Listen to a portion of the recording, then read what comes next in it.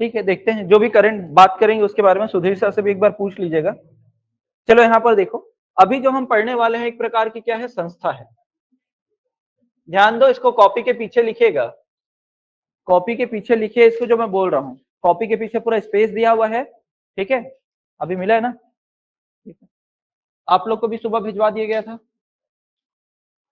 तो ये संस्था, अब यहाँ पर देखो संस्थाएं जो है दो प्रकार की होती है। संस्था कितने प्रकार की होती है, दो प्रकार की। एक तो संवैधानिक, एक तो संवैधानिक संस्था होती है और एक होता है गैर संवैधानिक।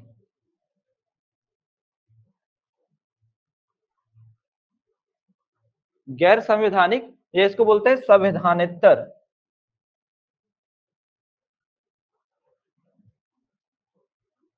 क्या बोल देते हैं, संविधानेतर। मतलब क्या, इसका मतलब समझिएगा, जिसका उल्लेख संविधान में हुआ है वो संवैधानिक संस्था है, और जो संविधान बनने के बाद बना है वो क्या है, आपका गैर संवैधानिक है। समझ में आया? जिसका उल्लेख, जैसे मान लो आप पढ़ते हो क्या, सुप्रीम कोर्ट पढ़ते हो आप, हाई कोर्ट पढ़ते हो आप, इसका प्रावधान कहाँ लिखा हुआ है, संविधान में लिखा हुआ है। साथ में आप क्या पढ़ते हो, अटॉर्नी जनरल, ठीक है। यहाँ तक आप सिविल सेवा के बारे में पढ़ते हो, सिविल सर्वेंट के बारे में पढ़ते हो ना, 314 से चालू हो जाता है, 314, 15, 16 आर्टिकल। तो इनका जहां पर भी उल्लेख हुआ है संविधान में, इन सभी संस्थाओं का, वो संवैधानिक संस्था है। और संविधान बनने के बाद कुछ ऐसे संस्थाओं का, मतलब ऐसे अधिनियम बने हैं जिनका उल्लेख संविधान में नहीं है, तो उनको क्या बोला जाता है, गैर संवैधानिक बोला जाता है। क्या बोला जाता है, गैर संवैधानिक। अब ये गैर संवैधानिक संस्था या कौन बनाता है, सरकार बनाती है ना। अब वो या तो केंद्र सरकार बनाएगा तो किसकी मदद से बनाएगा, केंद्र बनाएगा तो संसद की मदद से बनाएगा, ठीक है। और राज्य सरकार बनाएगा तो राज्य विधानमंडल।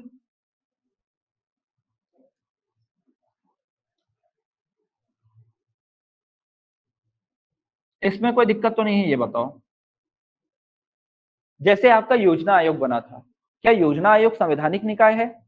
उसका निर्माण जो हुआ है 1952 में हुआ था। जैसे आप नीति आयोग पढ़ते हो, जनवरी 2015 में हुआ था, है ना।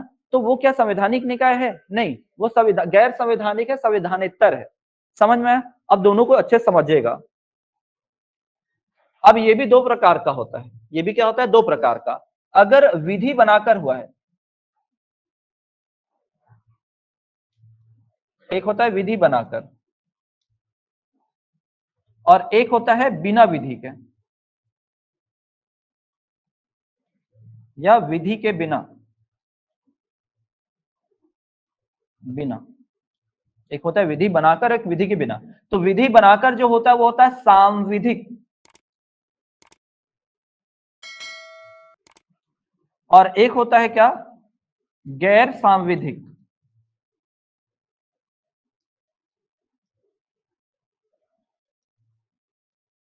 गैर सांविधिक या इसको बोलते हैं असंवैधिक।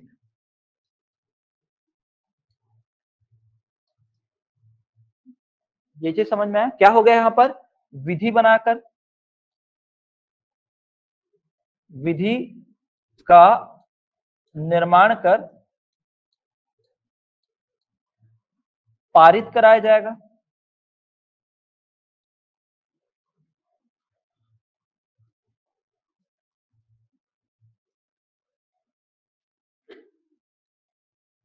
ये जाएगा, है ना। और यहां पर क्या है, केवल आदेश पर,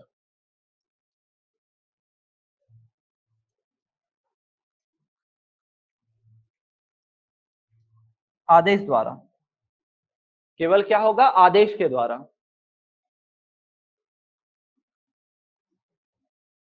हो गया। तो चीजों को समझिएगा। संस्थाएं दो प्रकार की होती है, संवैधानिक, गैर संवैधानिक। संस्था अगर संविधान में वर्णन है तो संवैधानिक है, अगर संविधान में वर्णन नहीं है तो गैर संवैधानिक या संविधानेतर बोलते हैं, संविधान बनने के बाद जिसका निर्माण हुआ। और अगर विधि का निर्माण कर, अगर किसी संस्था का निर्माण किया गया है बिल पास कराकर, जिसको आप जितना भी अधिनियम बोल रहे हो वो सब विधि वाला है। जितना भी अभी तक आपने पढ़ा है, अधिनियम लिखा था सब में आगे पीछे, सब में आगे पीछे क्या लिखा हुआ था, अधिनियम लिखा हुआ था। तो मतलब विधि का निर्माण किया गया है, उसको या तो कहां पर पेश किया गया था, जैसे आपने अभी तक कितना पढ़ा है, आपने बाल विवाह पढ़ा है, फिर आपने क्या टोनी प्रताड़ना पढ़ा है। तो बाल विवाह वाला कहाँ गया होगा? केंद्र सरकार के संसद में गया होगा। कहाँ गया होगा? केंद्र सरकार के संसद में गया होगा। और टोनी प्रताड़ना वाला कहाँ गया होगा? राज्य सरकार के विधानमंडल में गया होगा। समझ में आया? तो विधि बनाकर हो रहा है तो वो क्या है? सांविधिक है। और केवल आदेश पर अगर जिसका गठन हो रहा है कि एक काम करते हैं, कमेटी बना देते हैं, कमेटी सबका देखरेख करेगी, तो कमेटी केवल आदेश पर बना है तो वो क्या कहलाएगा? गैर सांविधानिक या असंवैधिक। क्या ये चीज समझ में आया? क्या क्वेश्चन आएगा अभी? ठीक है, क्वेश्चन आएगा। अब जो मैं बता रहा हूं तो इसके तहत क्या किया गया है, इसके तहत आपने देखा था कल कल क्या पढ़े थे?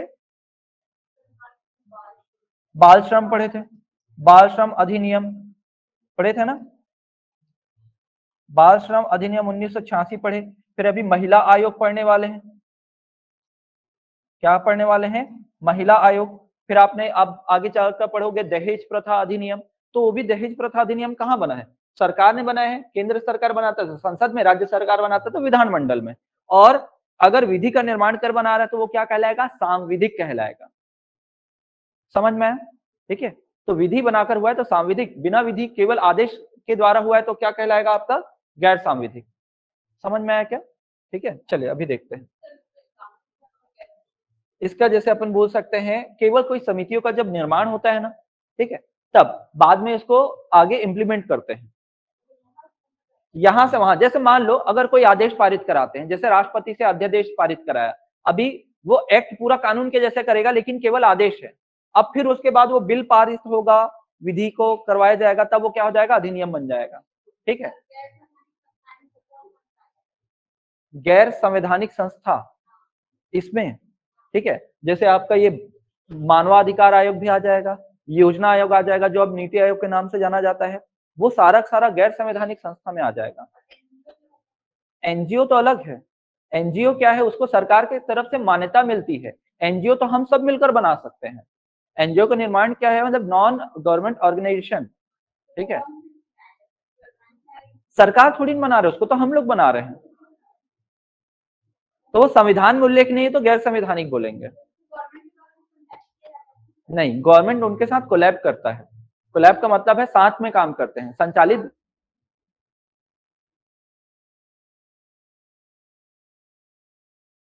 यहां तक समझ में? अब महिला आयोग की बात करते हैं।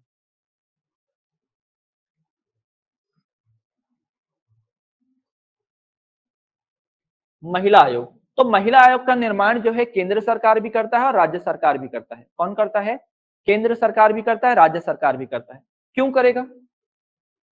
महिलाओं के सशक्तिकरण के लिए, महिलाओं के सामाजिक आर्थिक उत्थान के लिए, अगर उनके खिलाफ कोई वारदात हो रही है तो उनको रोकने के लिए। समझ में आ रहा है? उनको न्याय दिलाने के लिए। सजा नहीं देता, याद रखना आप, ये आयोग जो है किसी को सजा नहीं सुनाता। क्या कर सकता है? सजा दिलवाने के लिए ले जा सकते हैं न्यायालय तक, लेकिन सजा नहीं देता कि इनको 2 साल के लिए सजा जेल में डालो, ऐसा कुछ नहीं कर सकता वो। बस ये है कि ये मदद कर सकता है महिलाओं की, और उनको उनका हक दिलाने के लिए सक्षम प्राधिकारी तक अपनी बात लेकर ये जाएंगे। ठीक है, चलिए यहां देखिएगा। तो ये जो होती है संस्था कैसी है कि वे स्वतंत्र निकाय होती है।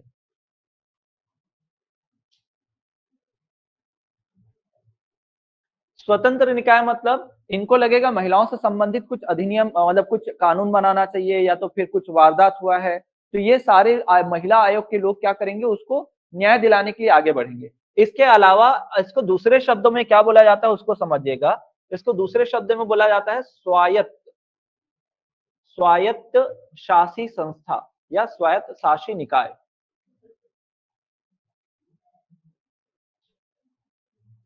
स्वायत्त मतलब क्या होता है? स्वतंत्र ही होता है। ठीक है, तो क्या होता है, कभी कभी एकदम सरल शब्द में पूछेगा स्वायत्त, या तो स्वतंत्र निकाय बोलेगा, या तो उसको दूसरे शब्दों में पूछना होता है तो क्या बोल देता है? स्वायत्त शासी निकाय।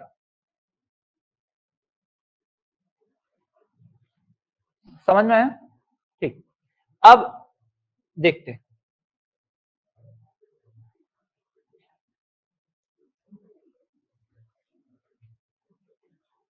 राष्ट्रीय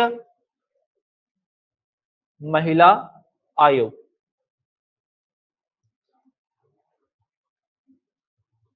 राष्ट्रीय महिला आयोग, तो राष्ट्रीय महिला आयोग का गठन 31 जनवरी 1992। 31 जनवरी 1992 को हुआ। अध्यक्ष,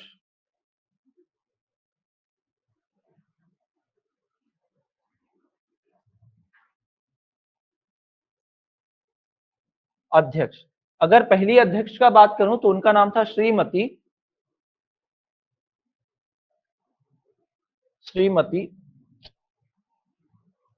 जयंती पटनायक। श्रीमती जयंती पटनायक। और अभी वर्तमान में है, अच्छा ये फर्स्ट है ना, ध्यान रखना ये फर्स्ट है। वर्तमान में कौन है? श्रीमती रेखा शर्मा।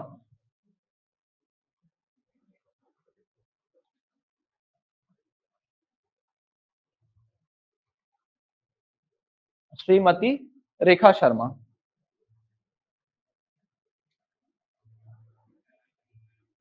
छत्तीसगढ़ राज्य महिला, हाँ रेखा शर्मा है ना, रेखा शर्मा है भाई, ठीक से नहीं।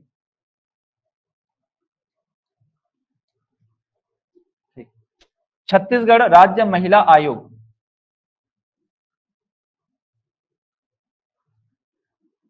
इसका गठन 24 मार्च 2001। फिर अगर अध्यक्ष की बात करें, अध्यक्ष प्रथम की अगर बात करें, फिर वर्तमान की,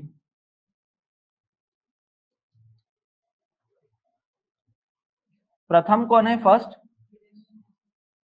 पहले श्रीमती हेमंत पोर्ते।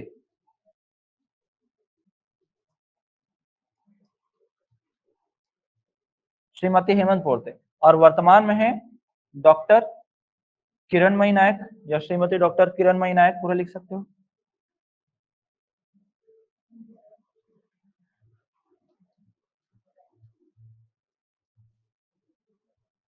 श्रीमती किरणमयी नायक। तो महिला आयोग एक तो गैर संवैधानिक है, गैर मतलब संविधान में इसका उल्लेख नहीं हुआ है, संवैधानिकतर है। विधि के द्वारा इसका निर्माण हुआ है कि बिना विधि बनाए? विधि के द्वारा हुआ है तो सांविधिक है। क्या है ये? सांविधिक। समझ में आ रहा है? ठीक है, वापस से चले जाओ ना यहाँ पर। ठीक है, तो जो महिला आयोग है वो क्या है आपका? एक तो गैर संवैधानिक है और सांविधिक है कि गैर सांविधिक? तो आप बोलोगे सांविधिक है। क्या है? सांविधिक है। ठीक है, जितने भी अधिनियम आप पढ़ रहे हो वो सब क्या है आपके? सांविधिक। आगे बढ़े, इतना ही लिखना था, इससे ज्यादा नहीं लिखना है, इसी में से आपके क्वेश्चन बन जाएंगे। हाँ, हेमंत पोर्ते, श्रीमती हेमंत पोर्ते। हो गया, नोट कर लिए? चलिए अब आते हैं आयोग की तरफ। देखो, राज्य महिला आयोग, इसकी स्थापना 24 मार्च 2000 कब की गई है? 1 को की गई है। इसका उद्देश्य, इस उद्देश्य को बस अच्छे से एक बार रीड कर लीजिएगा, क्वेश्चन यहां से बना है। ठीक है, और जहां पर भी महिलाओं की सुरक्षा, सम्मान, विकास, उत्थान ये शब्द लिखे होंगे वही महिला आयोग का क्या होगा? ठीक है, कार्य होगा। यहां पर बस याद रखें, नौकरी दिलाना, वर्ग की तलाश करना, ऐसे ऑप्शन में होंगे तो हटा देना। ठीक है, तो यहाँ पर देखो क्या है, प्रदेश में महिलाओं को सशक्त बनाना उद्देश्य ना इसका, इसी को उठाकर क्या है पूछा है क्वेश्चन। फिर क्या है, महिलाओं के हितों की देखभाल करना, उनका संरक्षण करना, महिलाओं के प्रति भेदभाव मूलक व्यवस्था, स्थिति और प्रावधान को समाप्त करने की पहल कर उनकी गरिमा और सम्मान को सुनिश्चित करना, हर क्षेत्र में उन्हें विकास के समान अवसर दिलाना, और क्या है, महिलाओं पर होने वाले अत्याचारों पर त्वरित कार्रवाई करने के लिए क्या करना? कार्य करना। इन सभी के लिए क्या किया गया है? महिला बाल आयोग का क्या किया गया है? महिला आयोग का गठन किया गया है, राज्य महिला आयोग का गठन किया गया है। केंद्र में भी अगर आएगा तो यही सब रहेगा। यहां तक समझ में आए? अगर बात करें हम संरचना की, तो इस संरचना में क्या है? 1+4 का कॉन्सेप्ट चलता है। 1+4 मतलब एक अध्यक्ष होगा और क्या होंगे? 4 सदस्य। अब इसमें देखिएगा दो चीजें और लिखना है, नियुक्ति कौन करता है? नियुक्ति जो है राज्य सरकार करेगा, राज्य का राज्य सरकार करेगा, और केंद्र का कौन करेगा? केंद्र सरकार करेगा। और इनका जो वो होता है, पदावधि होता है, मतलब कार्यकाल जो होता है, पदावधि, वो कितने वर्ष का होता है? 3 वर्ष का। कितने वर्ष का होता है? 3 वर्ष का होता है। पदावधि कितने वर्ष का होता है? 3 वर्ष का। कोई दिक्कत तो नहीं है यहाँ तक? नियुक्ति कौन करेगा? राज्य सरकार करेगा। और इनकी पदावधि कितने दिन की होती है? 3 वर्ष की होती है, केंद्र में भी। लेकिन रेखा शर्मा का दूसरा कार्यकाल चल रहा है ना अभी, ठीक है? तो बस याद रखना 3 साल का रहता है, लेकिन इनका कार्यकाल क्या है? डबल भी हो सकता है, जैसे कि हमने कल पढ़ा था, ठीक है? फर्स्ट ही टर्म। अब देखो, ये लोग का नाम याद करने की जरूरत नहीं है, बस 4 ही याद मतलब 4 हैं ऐसे याद रखें, अनीता रावटे, नीता विश्वकर्मा, अर्चना उपाध्याय और बालो बघेल, ठीक है?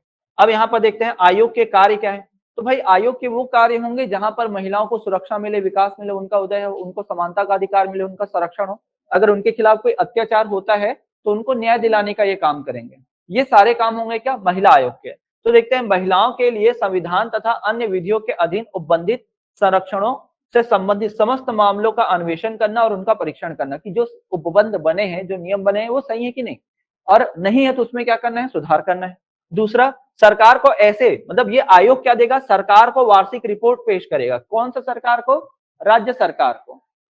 समझ में? राज्य सरकार को क्या पेश करेगा आयोग? अपना वार्षिक रिपोर्ट, कि हमने कहां कहां कौन कौन सा मुद्दा उठाया, कौन से कार्य हमने किए हैं। तो ये लेकिन पूछने नहीं जाएगा ना हमने ये काम करे कि नहीं करे, ये स्वतंत्र निकाय है, ये बस अपना रिपोर्ट प्रस्तुत करेगा। तो यही लिखा हुआ है। तथा ऐसे समय पर जैसा कि आयोग को उचित समझे, ऐसे संरक्षणों के क्रियान्वयन से संबंधित रिपोर्ट प्रस्तुत करेगा।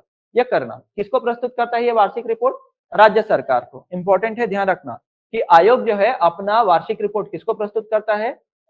राज्य सरकार को। और केंद्र सरकार, राष्ट्रीय आयोग किसको पेश करेगा? केंद्र सरकार को। अब ये लोग का दायित्व होगा कि इसको कहां पर रखें? संसद में रखें। लेकिन पेश कहां पर हो रहा है वो याद रखें, राज्य सरकार को और उधर केंद्र सरकार को।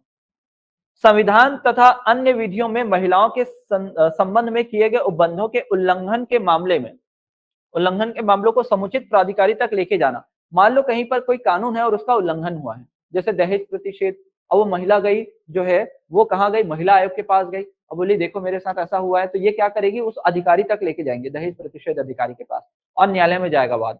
समझ में?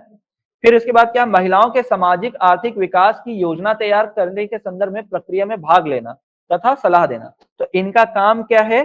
सलाह देना भी है सरकार को, कि महिलाओं से संबंधित जैसे कोई योजना आ रही है, जैसे मातृत्व वंदना योजना आया, सखी योजना आया, नवा बिहान योजना आया, नारी निकेतन आया, इन सभी मामलों में क्या करेगी? सरकार को सलाह देगी, परामर्श करेगी कि इस प्रकार से होना चाहिए करके। समझ में है? और ऐसे मुद्दों के लिए धन देना जिसमें ऐसे मुद्दे अंतर्वलित हैं जो महिलाओं के बड़े समूह को क्या डालते हैं? प्रभाव डालते हैं। मान लो सरकार ने एक कानून पास कर दिया, जैसे एग्जांपल के लिए ऐसे बोल रहा हूँ कि स्व सहायता समूह को मिलने वाला जो लोन है वो 6% में मिलेगा। कितने में मिलेगा? 6%। अभी कितना में मिलता है?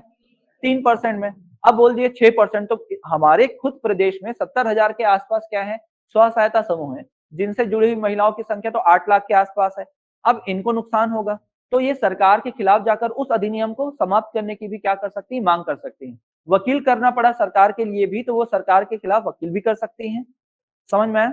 उनको पैसा भी दे सकते हैं, क्योंकि इससे समाज का जो सबसे बड़ा एक है, महिलाओं का सबसे बड़ा समूह क्या हो रहा है? इसमें प्रभावित हो रहा है। तो सरकार के या किसी भी तरीके से क्या है, कानून से लड़ने के लिए क्या कर सकती है? धन जुटा सकते हैं।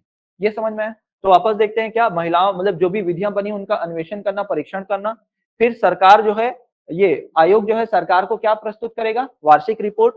संविधान में महिलाओं से संबंधित क्या उपबंध किए गए हैं, इसका अगर उल्लंघन होता है तो ये सक्षम प्राधिकारी के पास जाएंगे, अधिकारी के पास। फिर महिला एवं महिलाओं के सामाजिक आर्थिक जीवन से जुड़े हुए जितने भी मामले होंगे उनमें सरकार को ये क्या देंगे? सलाह देंगे, परामर्श देंगे, और ऐसे मुद्दों के लिए धन जुटाएंगे जिससे, जिसके होने से क्या हो जा रहा है? महिलाओं का एक बड़ा समूह क्या हो रहा है? प्रभावित हो रहा है। आगे देखिएगा कि किस क्षेत्र में इनको गहन अध्ययन करना होता है।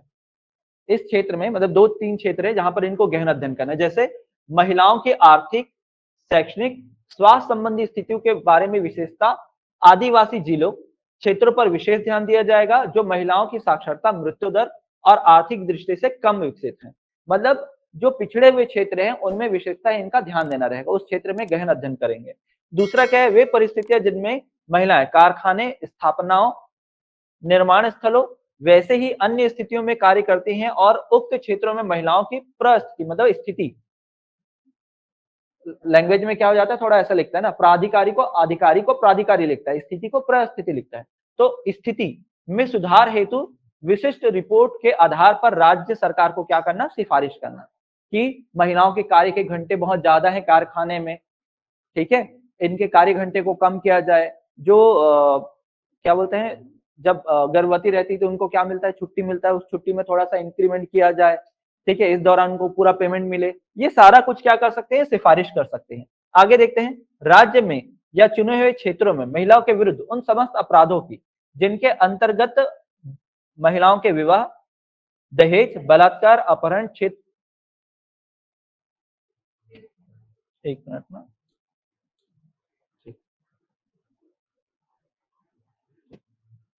अपहरण, छेड़छाड़, अनैतिक व्यापार संबंधित चिकित्सीय हस्तक्षेप मामले करवाने तथा नसबंदी करवाने के समय चिकित्सीय उपेक्षा, गर्भधारण, शिशु जन्म से संबंधित चिकित्सीय हस्तक्षेप के मामले में समय समय पर क्या करेंगी, जानकारी संकलित करेंगे। जैसे आपने देखा होगा कई बार ऐसा होता है कि कहीं पर कैंप लगता है आंख के इलाज के लिए या नसबंदी के लिए, जैसा भी, और वहां पर पता चलता है कि ठीक से इलाज नहीं हुआ, सुरक्षा नहीं बरती गई, तो महिलाओं की तबियत खराब हो गई, तो वहां पर एक्शन लेते हैं क्या, महिला आयोग, ठीक है। बहुत समय पहले ऐसा होता था, आंख का इलाज चल रहा है तो कई कई जगह दिखना बंद हो जाता था, या कई जगह नसबंदी हुआ है तो वहां पर किसी की मृत्यु हो जाती थी।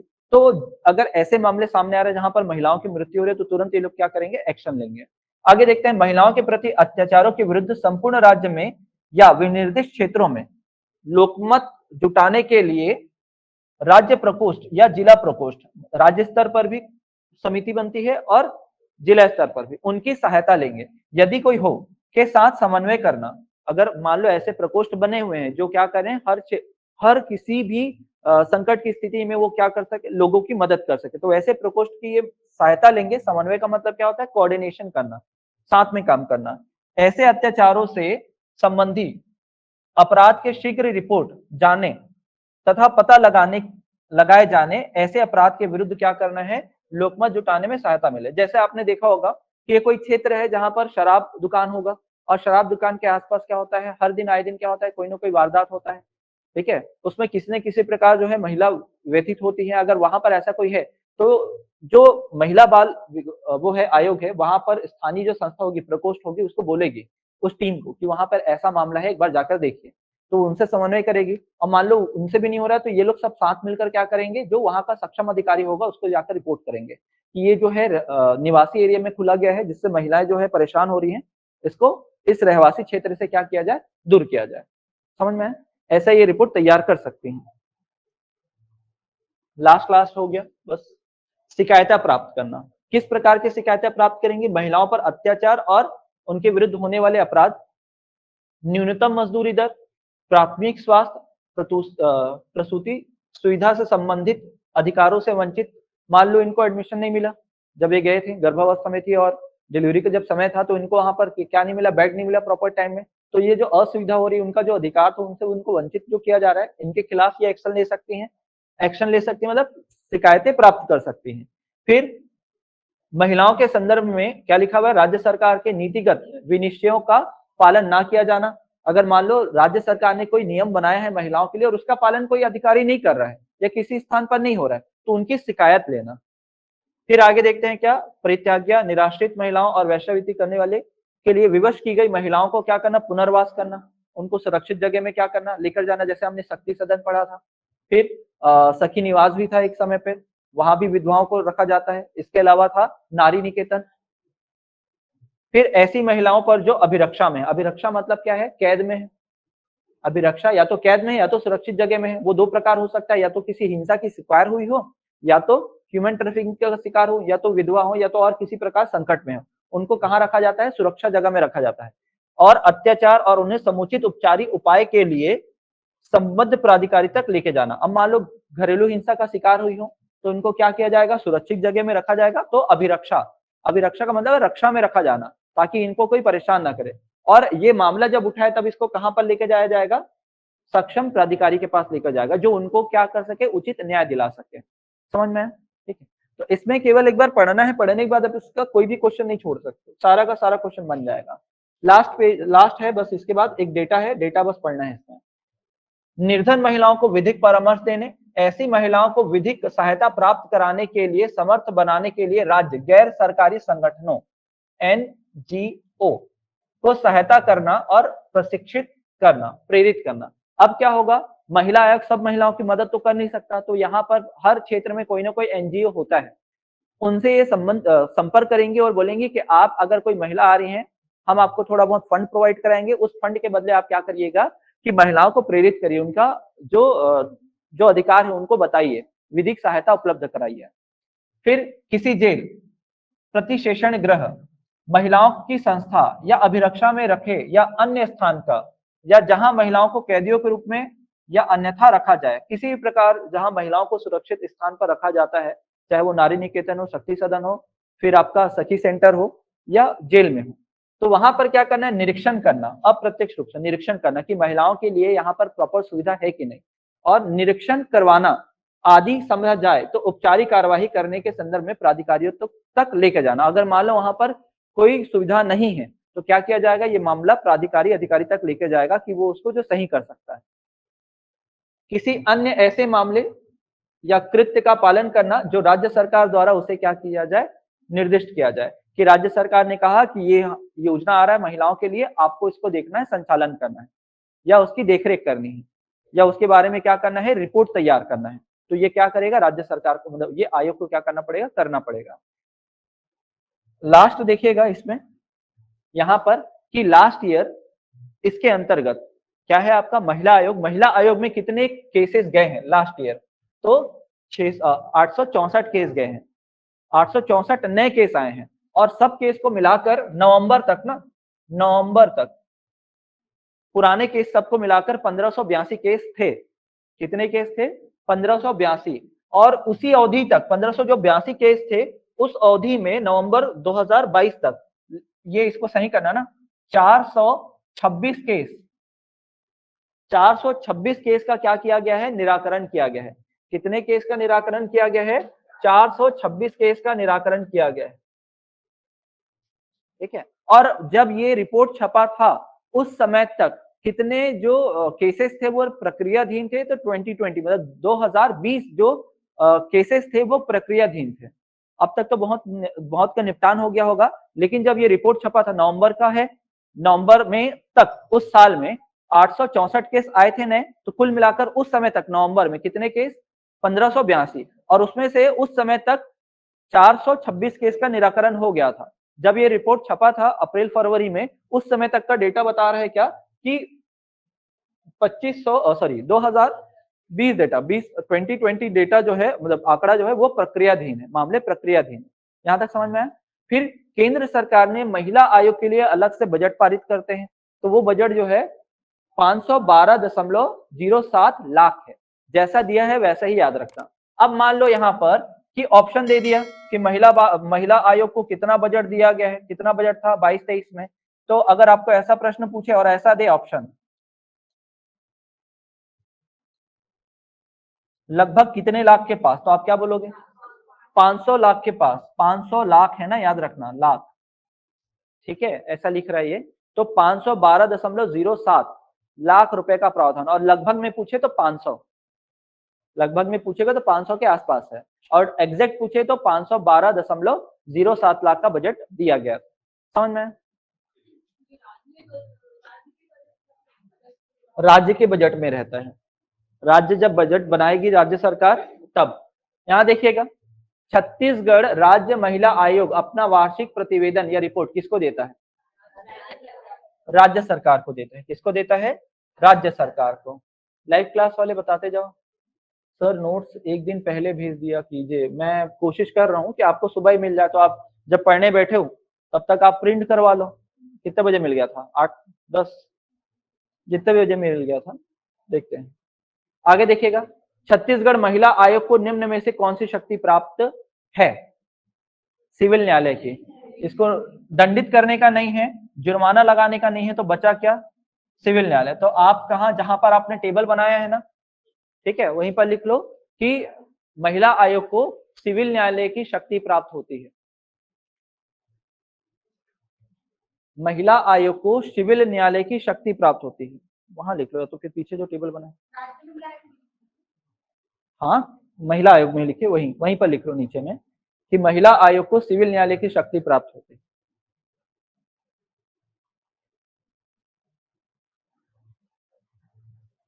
हो गया।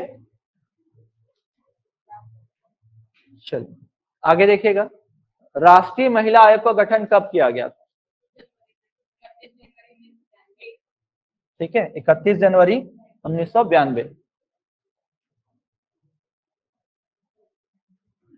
सिविल न्यायालय की शक्ति का मतलब है जो होता है ना घरेलू हिंसा, मारपीट, ऐसा न्यायालय का इनको क्या मिलेगा, शक्ति दिया गया है।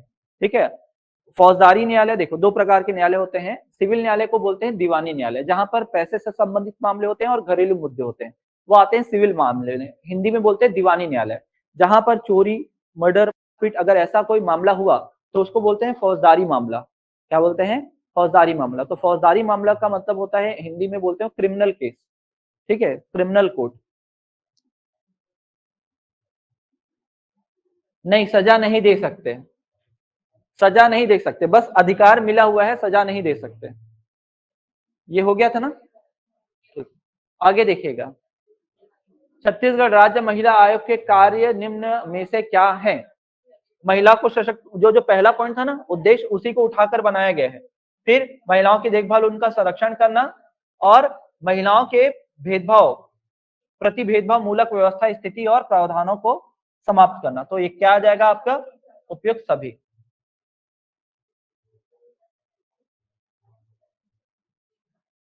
आयोग के सदस्य और अध्यक्ष और सदस्य की नियुक्ति राज्यपाल करता है क्या? कौन करता है फिर? हाँ, अगर राज्य सरकार तो राज्य सरकार, केंद्र के लिए तो केंद्र सरकार। तो ये तो गलत हो गया। फिर देखते हैं, आयोग का गठन छत्तीसगढ़ के लिए पेश, तो ये सही है। फिर गैर संवैधानिक है,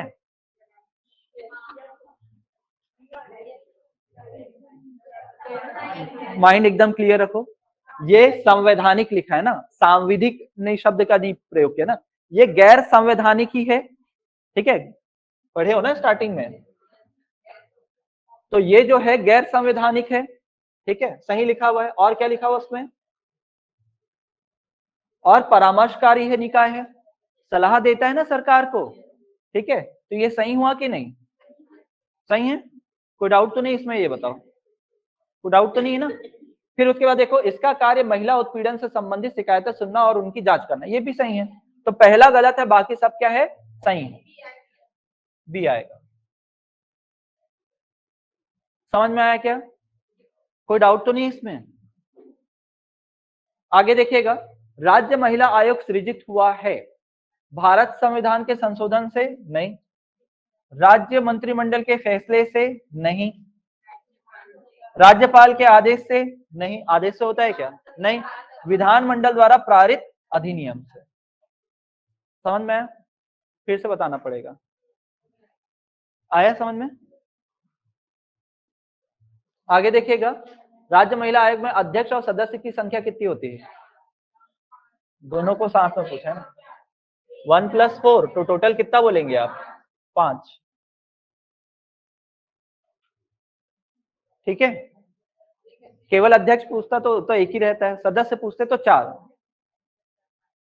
आगे देखिएगा, राज्य छत्तीसगढ़ राज्य महिला आयोग की स्थापना, ये रिपीट हो गया क्वेश्चन। नहीं नहीं नहीं, 24 मार्च को हुआ है ना, सही है ना।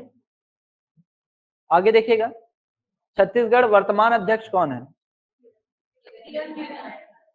ठीक है, सी की डी। ठीक है, किरणमयी नायक। आगे देखिएगा,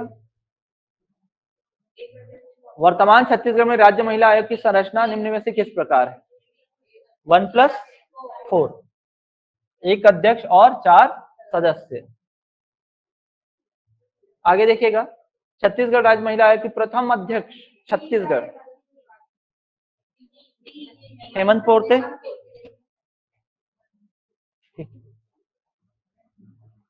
आगे देखिएगा, छत्तीसगढ़ राज्य महिला आयोग का कार्य निम्नलिखित में से क्या नहीं है? क्या नहीं है? उत्पीड़न से संबंधित शिकायतें सुनना है, संवैधानिक प्रावधानों के क्रियान्वयन पर निगरानी रखना है, सशक्तिकरण का प्रयास करना है, दंडित करना है क्या? नहीं, दंडित नहीं करने हैं। आगे देखिएगा, राज्य महिला आयोग के द्वारा नवंबर 22 तक कितने प्रकरण का निराकरण किया गया है? देखो, नए कितने आए थे? 864, ठीक है। कुल कितने हो गए थे? 1582, ठीक है। उसी समय इसमें से कितने का निराकरण किया गया? इतने का निराकरण किया गया, ठीक है। और दूसरा है कि वर्तमान में कितने प्रकरण प्रक्रियाधीन है? 2020, ठीक है। सारे डेटा वही दिया हुआ है, ठीक है। तो कंफ्यूजन वाला डेटा ही देगा आपको उठा उठा के।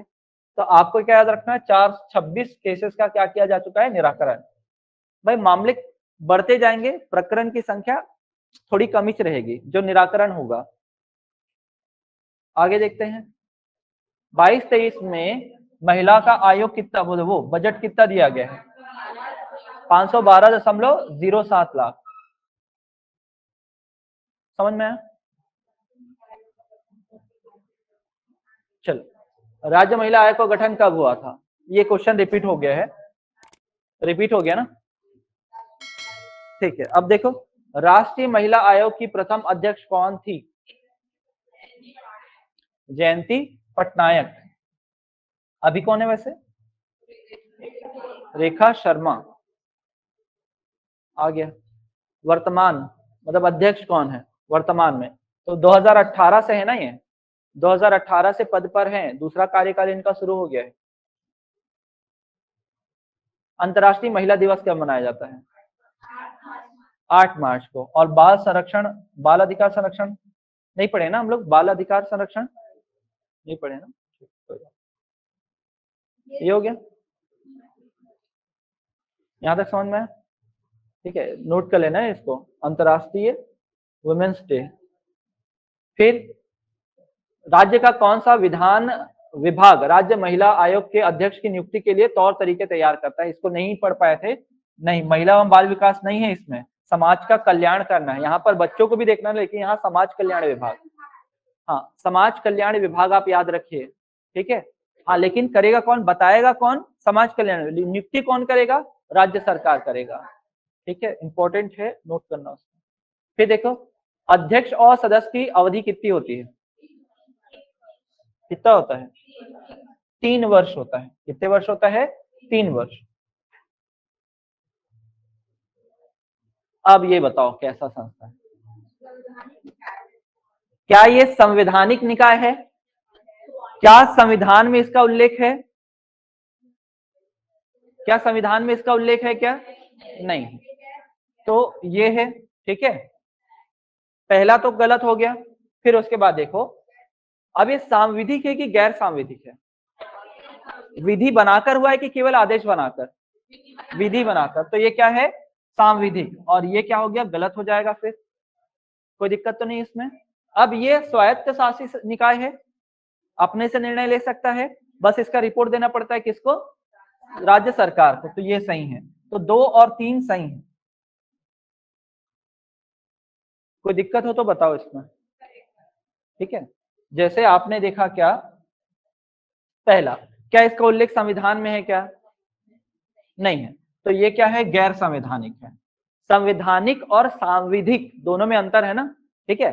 अगर विधि बनाकर इसका निर्माण किया गया है तो ये सांविधिक है। क्या है ये? सांविधिक। तो इसका निर्माण किसके द्वारा हुआ? विधानसभा के द्वारा। विधानसभा द्वारा हो ना, विधि का निर्माण कर, अधिनियम बनाकर। तो ये क्या है आपका? सांविधिक है। तो गैर सांविधिक तो होगा नहीं है, ठीक है। तो ये राइट हो रहा है, तो ये रॉन्ग हो जाएगा। अब इसके बाद, क्या ये स्वतंत्र निकाय है? स्वायत्त शासी निकाय है? पढ़ा था ना हमने, ये अपना निर्णय खुद से लेता है जहां पर भी इसको लगे, ठीक है, स्वयं से लेता है। तो ये हो जाएगा कितना? 2। तो 2 और 3 क्या हो जाएगा आपका? सही हो जाएगा। लास्ट, अध्यक्ष और सदस्यों की नियुक्ति किसके द्वारा की जाती है? राज्य सरकार के द्वारा। बस ये याद रखना है कि अध्यक्ष का जब नियुक्ति करना होगा तो उसके बारे में निर्णय कौन लेता है, बताता कौन है? समाज कल्याण विभाग। कौन बताता है? समाज कल्याण विभाग। तो बहुत मैं ये यहाँ तक समझ में आया? नियुक्ति तो राज्यपाल करेगा, मतलब ये सॉरी राज्य सरकार करेगा, लेकिन अध्यक्ष के बारे में प्रॉपर जो डेफिनेशन देने का काम करता है वो कौन करता है? राज्य का समाज कल्याण विभाग ये करता है। समझ में आया? हो गया यहाँ तक?